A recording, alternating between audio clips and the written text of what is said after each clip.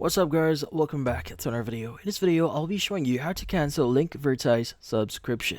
So you might be wondering how to exactly cancel your subscription here just in case you don't want to use the platform anymore. Well, what you need to do is we want to go ahead and refer to their official help page here. By the way, this is the official help page for Linkvertise here.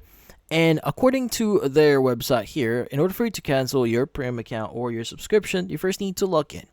Now, you want to go to your settings, which is usually at the left side or left panel here, and just access your settings.